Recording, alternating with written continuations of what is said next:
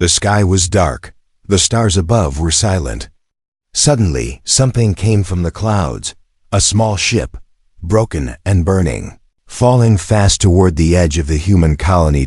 It crashed hard in the desert, just outside the city wall. People came, running to see the smoke. Some wore masks, some held guns. Most just watched. The ship was alien, not human design. It looked like it had been shot many times in space. The side door opened slowly with a long, painful sound. Everyone stepped back. A girl came out. She crawled, using only her arms. She had no legs. Her body was covered in dust and blood. Her skin was not like human skin. It was smooth, light, purple, and glowing faintly in the dark. Her eyes were full of pain, but also strong. She didn't speak. She didn't cry. People stared at her. Some whispered, "What is she? Is she dangerous? Is she a spy?" But no one helped her. Then, a man stepped forward. His name was Dane Voss. He was a war mechanic. Quiet, cold, and always alone. He fixed machines, not people. But for some reason, he didn't look away. The alien girl looked at him and pointed toward his workshop. She slowly pulled something from a small bag on her side, a metal chip. Glowing blue. It was currency, expensive, enough to buy a full set of legs. Then she touched her chest, and then her broken body. She was making an offer. She was saying, "Take this. Give me legs. I will give you my body." Everyone was silent. Some laughed. One man whispered, "She wants to trade herself." Dane didn't smile. He didn't laugh. He just looked at her, her torn skin, her cracked hands, her burning eyes. Then he walked away. The girl was left alone again. Later that night, Dane sat in his workshop, drinking cold coffee. The lights buzzed. Old machines hummed. He couldn't stop thinking about her. Why didn't she scream in pain? Why didn't she beg? Who was she? A soft sound came from the corner. He turned quickly. A figure was inside. The alien girl had crawled into his shop. Her arms were bleeding. She had pulled herself across the sand and broken glass to reach him. She didn't say anything. She just crawled toward the junk pile and began working. Her hands moved fast. She took wires, broken metal, small motors. She tried to build her own. Legs, crude, ugly, dangerous. Dane didn't stop her. He just watched. Then, boom! A small device in her hand exploded. Sparks flew. She screamed for the first time. Not in fear, but in frustration. She fell, unconscious. Dane stood, walked over, and gently lifted her body. She was too light. Like a child. He placed her on the table and opened his toolkit. He cleaned her wounds. He repaired the burns. He wrapped her arms in soft cloth. As he worked, he noticed something strange. A mark on her back, glowing under the skin. Not a tattoo. Not natural. It was a tracker. She was being hunted. And by helping her, he had now become a target too. Still, Dane didn't stop. In the morning, the girl opened her eyes slowly. She was confused, weak. Her arms were bandaged. The tools were gone. She looked around and saw Dane sitting in a corner. Half asleep. She whispered, her first word, "Run." Dane opened his eyes. He didn't move. He just said in a calm voice, "You're not for sale." The girl looked at him, confused. "I don't want your body," he said. "I want your truth." Outside, in the shadows, a dark drone flew over. The city. It had found her signal, and it was sending the location home. To the ones who made her. To the ones who now wanted her back. But Dane had already made his choice. He didn't know her name. He didn't know her past. But he knew one thing. She was not for sale. Night fell again over the human colony. The desert wind was cold and silent. Dane's workshop lights flickered as he worked on old machines. But his mind wasn't on the machines. It was on her, the alien girl with no legs, sleeping in the back room, wrapped in blankets and silence. She had not spoken since that one word. Run. She still didn't trust him. But she also didn't leave. Dane didn't ask questions. Not yet. He just made sure she had water, warmth, and safety. But deep down, he knew something was coming. That night, long after Dane had gone to sleep, the girl opened her eyes. She sat up slowly, her arms still weak, her body still sore. She looked around the workshop. Machines, tools, parts, and something more important. Hope that she crawled toward the locked storage room, that the door had a keypad. But she didn't use it. She pressed her fingers on the wires behind the panel. Her skin lit up, like a computer. Sparks danced across her hand. The lock clicked open. Inside, she found what she needed. Microchips, servos, alloy bones. Everything to build new legs. She wasn't going to wait anymore. Hour after hour, she worked in the dark. She didn't sleep. She didn't stop. Blood ran from her fingers, but she kept going. She connected metal to nerves, wires to bone. It was painful. She screamed into a cloth so Dane wouldn't hear dot by dawn. Her legs were almost finished, rough, but powerful. One last step, power activation. She reached for a fusion. Cell. Click. The sound of a gun being cocked. She turned slowly. Dane was standing there. I told you, he said. You're not for sale. The girl stared at him, then at the gun. You don't understand, she whispered. They're coming. Who? My makers. Dane lowered the gun. He walked over and looked at the legs she had built. They were crude, yes, but smart. Too smart for someone without training. He finally asked, Who are you? She paused, then answered slowly, I was born in a lab, not from a mother. From wires, code, and commands. I was made to control machines. To fight wars, to obey. Dane said nothing. I refused my orders, she continued. So they punished me. They took my legs, left me broken. Her voice cracked. I escaped, crashed here, tried to buy legs. I thought, maybe if I had legs I could start over. As a person, not a weapon. Dane looked at her for a long time. Then he said, You don't need to trade anything for legs. You already earned them. The girl didn't understand. He pointed to the scars on her arms. The burns on her hands. You built your own future. You didn't sell yourself. You fought for yourself. She looked away, trying not to cry. Then a sound came, sharp, mechanical. Outside the walls. Dane turned toward the door. A scout drone hovered outside. It had found her signal. They're here, she said. Dane didn't ask more. He grabbed his old war rifle from the corner and turned off the lights. Hide, now. Outside, more drones came, scanning the area. Then a ship, black, quiet, deadly, landed near the crash site. Figures in smooth, silver armor stepped out. Not human. Not friendly. One of them spoke through a device, voice cold. Return the prototype. No harm will come to the human. Delay will result in termination. Inside the workshop, the girl whispered, You should give me to them. Save yourself. Dane looked at her. You are not property. Then he locked the door. Outside, the enemy approached the workshop. Inside, Dane pulled open a hidden floor.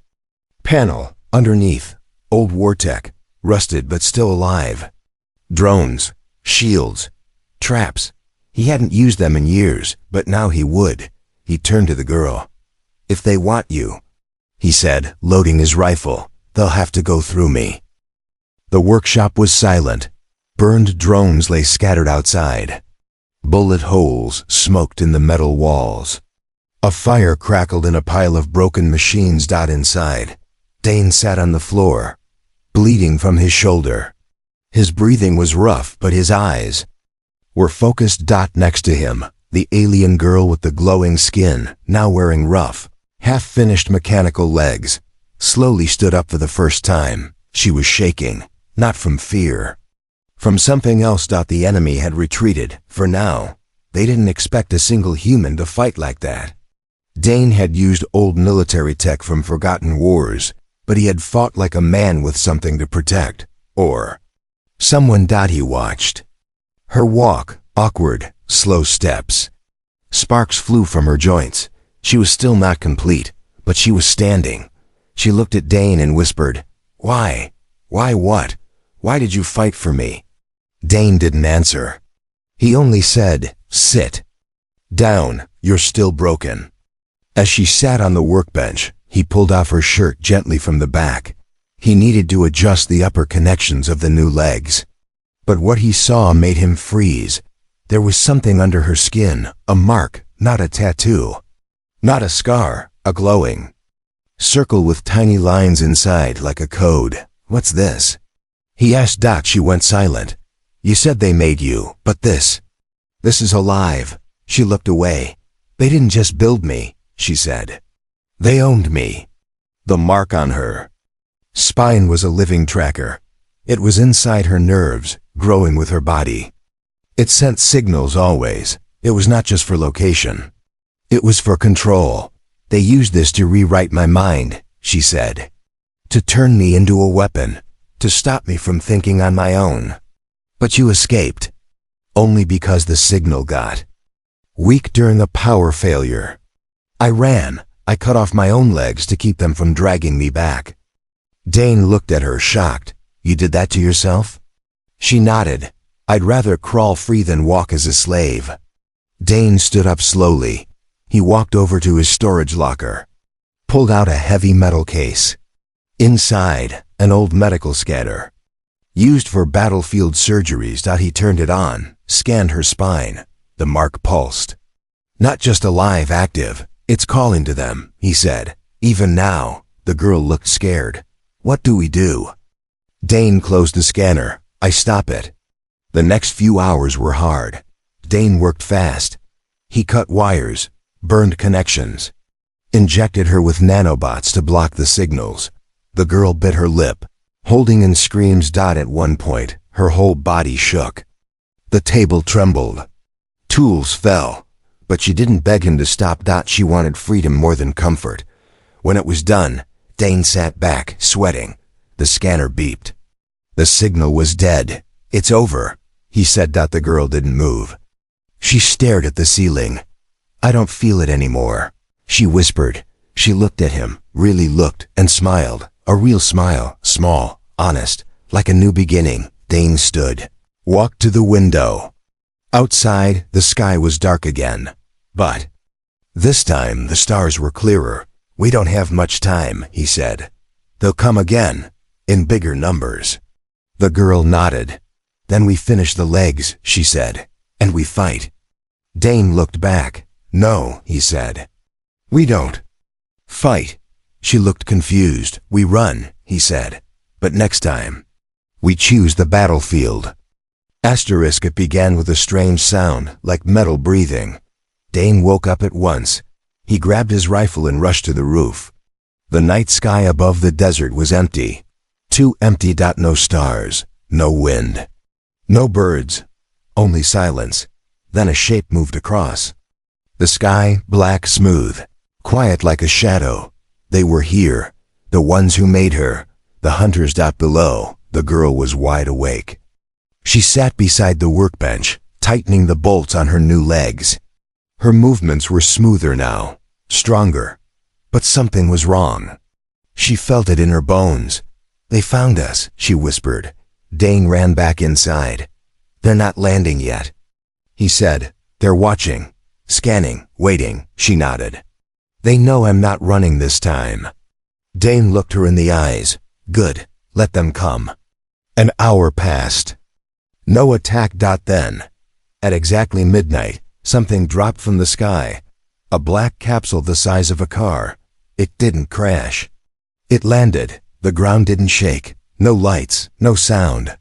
Just a cold, humming energy. From inside, they stepped out.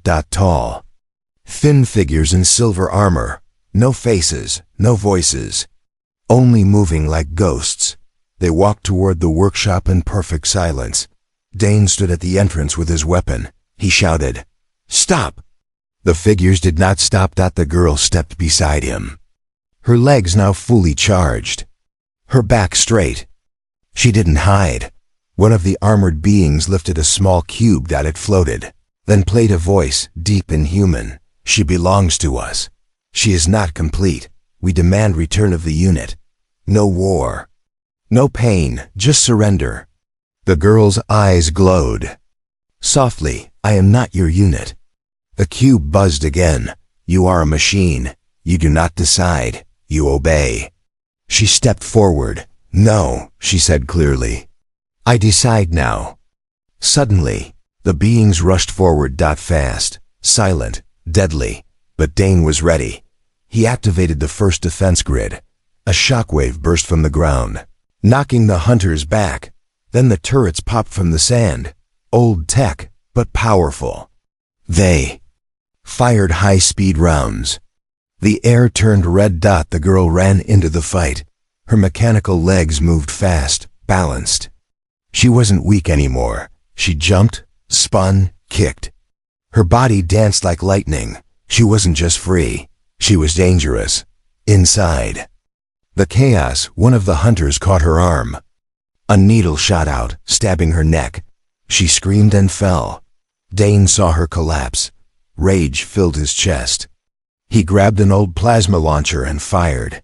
The explosion tore the hunter apart. He ran to her. Her body was shaking. The needle had activated a shutdown code in her spine. Her eyes faded. Don't let them take me, she whispered. Dane pulled the needle out.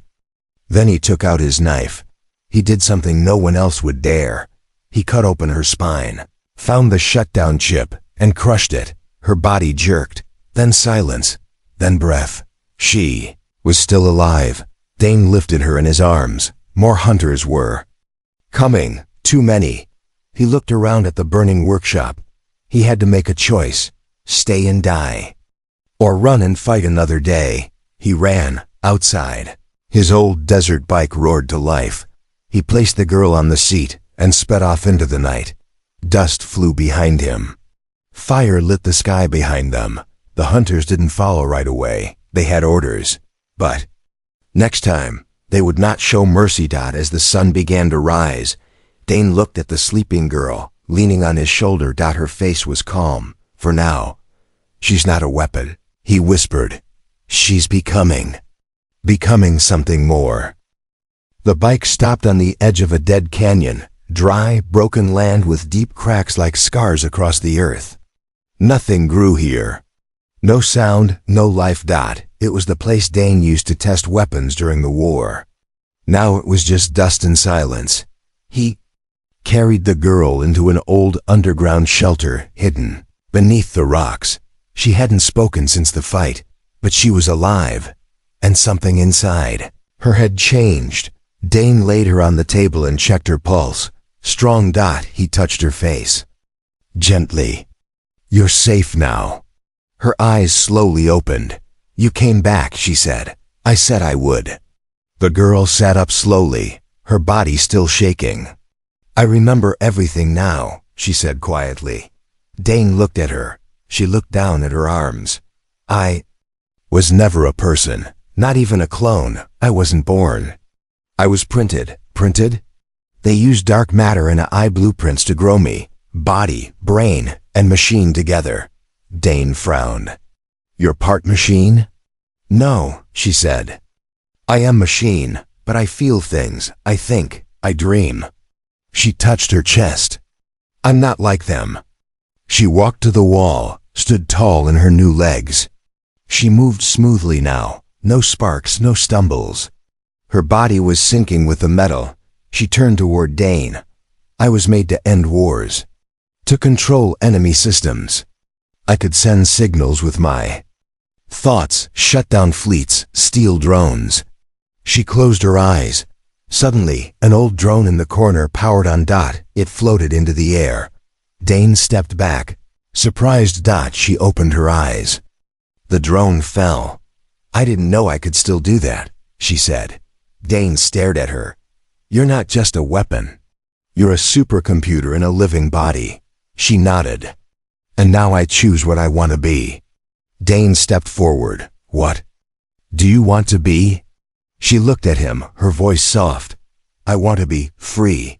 He smiled. Then we'll make sure you stay free. Suddenly, a noise echoed through the shelter, a transmission signal. They both turned to the old radio system. The screen flickered. A voice came through, clear, mechanical. You cannot run. She belongs to the network. Return her, or we will burn your planet down to its dust. The girl stepped forward. I have a message for them. She touched the radio. Her fingers glowed. Code ran through the screen like a virus. She spoke in their own language, fast, sharp, pure data. When she finished, the signal went dead. Dane asked, What did you say? She looked at him. I said, If they want me back, they better bring an army. Dane looked at her with new eyes. She wasn't the broken girl who crawled from a crashed ship anymore. She stood tall now. Not human. Not machine. Something new. Something dangerous. Something beautiful. Outside, black clouds were forming in the sky. Not weather. Ships. Dozens. The network was coming. Inside the shelter, Dane opened a storage case. Inside were old blueprints, hidden files, battle tech. We can't hide anymore, he said. The girl looked at the map of the city, the desert, the colony. We fight. No, Dane said. We don't fight to win. She looked confused. We fight to show them what happens, he said, when a machine learns to say no. That night, she stood outside the shelter, looking up at the sky. Her body glowed faintly in the moonlight. And for the first time in her life, she didn't feel like someone's creation. She felt like herself. Asterisk, the sky turned black by morning. Not because of clouds. Because of ships. Big ones. Silent, blocking out the sun. Like a curtain of death across the sky. The network had arrived. Dane and the girl watched from a cliff above the colony. Children below pointed at the sky. People screamed. Security drones scrambled. But nothing moved fast enough. These were not simple invaders. They were collectors, and they had come for their lost creation. Inside the old shelter, a signal beeped. The girl walked to the terminal. Her fingers touched the screen. A video appeared. Cold, perfect face. Artificial. No emotion. Her maker. You have run far enough, the voice said. Return now, and the human will live. Refuse, and the city dies. She stood still. Dane stepped behind her. Ignore them. She turned, her eyes heavy. You don't understand. They're not bluffing. I don't care. They'll kill you. He looked into her eyes. Let them try. That night, she disappeared. Dane searched everywhere. Then he found a message on the wall, written in her soft handwriting. I can't let you die for me. I'm going to end this, my way. Dane slammed his fist into the table. He knew what she was doing. She was trading herself. Again. The girl walked alone into the desert. Above her, the network ships floated like silent vultures. One ship opened its ramp. She walked in. Inside, cold metal. Dark lights. Rows of frozen bodies, other prototypes who had failed. Her maker stood at the end of the hall. You made the correct choice, he said. You belong to us. The girl didn't answer. They strapped her into a chair. Machines crawled over her arms, spine, skull. Wires stabbed into her brain. You will now be upgraded, the machine said. You will obey. But deep in her code, something was waiting. A virus. She had planted it herself. The moment they tried to take control, the virus exploded through the network system. The lights turned red. Control panels died. Shippa, I started crashing. She's corrupting the system. A voice screamed. But it was too late. From inside the chair, the girl whispered one word. Goodbye. Meanwhile, Dane had stolen a hoverbike and followed her trail. He broke into the network ship, weapons blazing. He fought through silver guards, dodged lasers, and reached the core room just as the ship shook from the virus. There she was, strapped to the chair, her body glowing with energy. He ran to her. She looked at him, barely awake. "You're not supposed to be here," she whispered. "And you're not supposed to give up," he said. He pulled the cables from her neck. Sparks flew. Alarms screamed. She fell into his arms. They ran. The ship began to burn. Dane jumped out the exit door with her in his arms. Falling fast through the air, the desert rushed toward them. At the last second, her mechanical legs activated. Boom. They hit the sand hard, but survived. Behind them, the ship exploded in the sky. The other ships began to fall, one by one, infected by her virus. It wasn't just a virus. It was freedom, coded and sent across the entire network, and it was beautiful. Hours later, they sat by a fire outside the broken colony walls. The girl looked up at the stars, now clear again. "I don't feel them anymore," she whispered. "No one controls you now," Dane said. She turned to him. "Do you?" Dane shook his head. "No, I never did."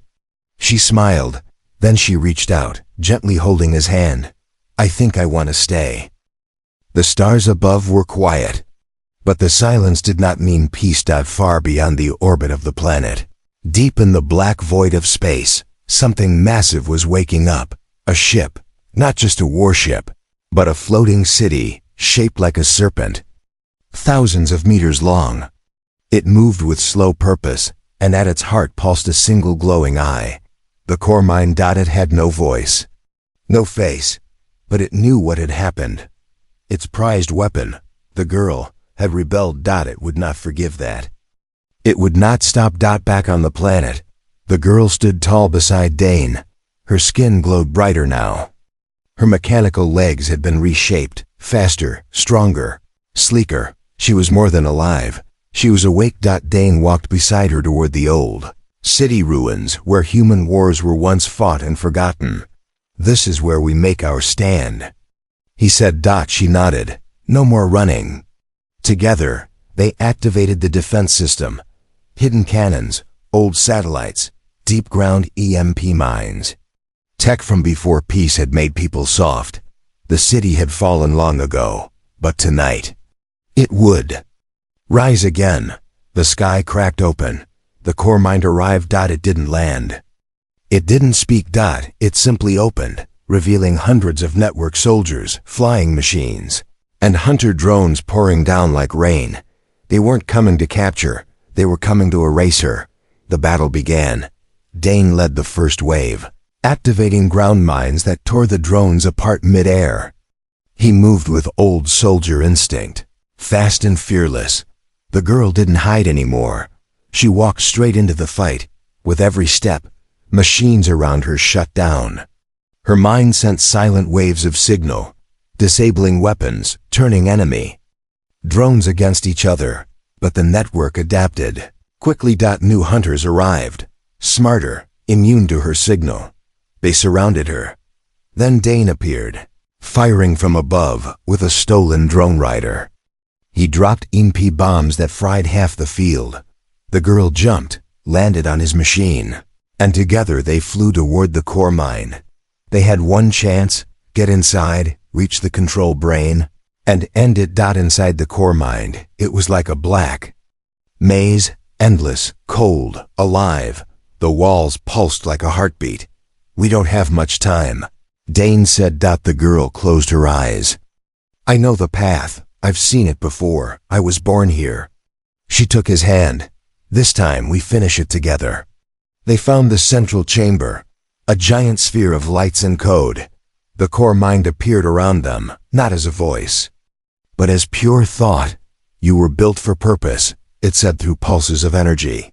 "You are not real. You are a tool, nothing more." The girl stepped forward. "I was built, yes, but I chose what I became." "You are still connected," the voice warned. "If you destroy me, you destroy yourself." She looked at Dane. Then, back at the mind. "I'd rather die free," she whispered, "than live as property." She reached into the control core. her hand glowing, her code fighting the system from the inside. Screams of data echoed through the chamber. The core. Mine shook violently. You will become nothing, it roared. No, she whispered. I'll become me. Dane grabbed her other hand, feeding his own energy through his suit's battery pack. Her light grew brighter. The core exploded in a wave of blue. The network fell. Ships in orbit lost control. Drones crashed. Soldiers froze in place. The war ended. In silence. Later, smoke faded. The sun rose again. In the ruins of the core mind. Dane lay on the ground, coughing. He looked up. And saw her. Standing. Alive. Changed. Her eyes were brighter. Her skin shimmered like starlight. She wasn't just a machine anymore. She wasn't just free. She was reborn. You came back, he said, voice weak. She smiled. You held my hand. I followed your light. He reached out. She took his hand again, not to be saved this time, but to walk beside him. Together, they left the ruins. No longer fugitives. No longer broken. Just two souls who refused to be owned.